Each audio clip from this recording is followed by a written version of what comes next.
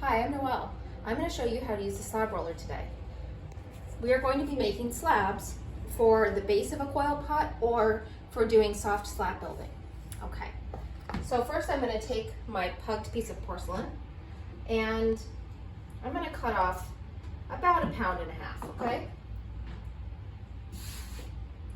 First I'm going to compress it and flatten it out on the canvas.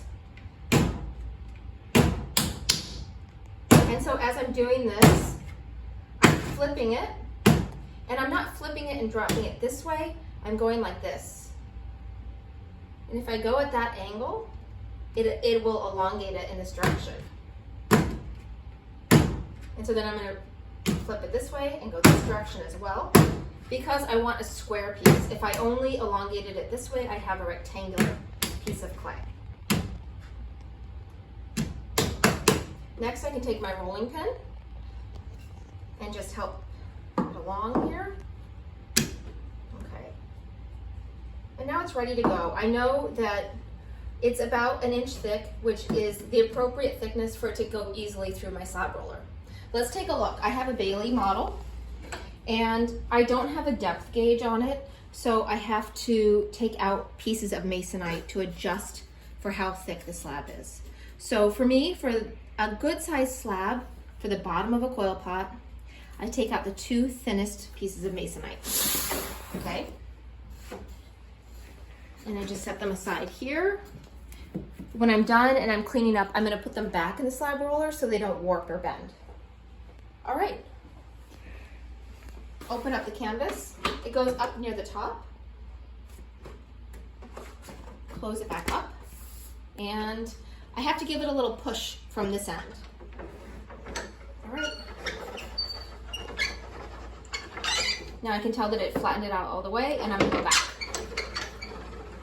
If I wanted to, I could go all the way through. All right, let's check out my slab. I'm gonna pick it up and hold it like this as I go back over to my canvas. It's less likely to warp that way. All right, now I'm gonna compress it one more time. I'm gonna take a sponge, smooth it out, and I'm going to use my rib that has a flat end, and I'm just compressing it. And then I'm going to flip it over and do the same thing on this side.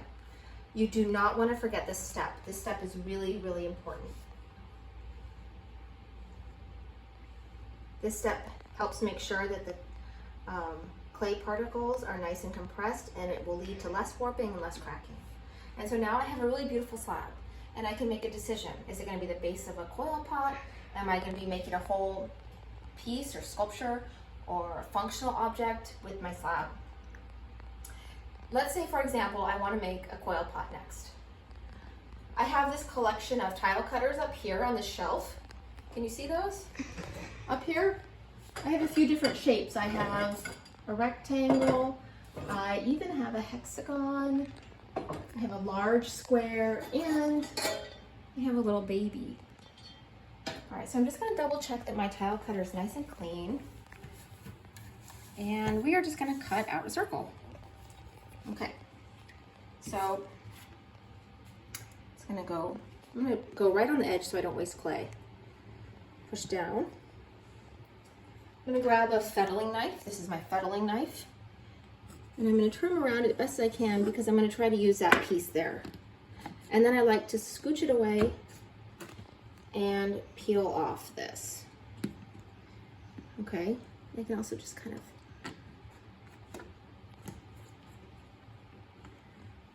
pick it up like this. All right, you can tell my clay is nice and soft. All right. I'm going to transfer it now to a bat. So let's grab a bat. I'm going to use this plaster bat.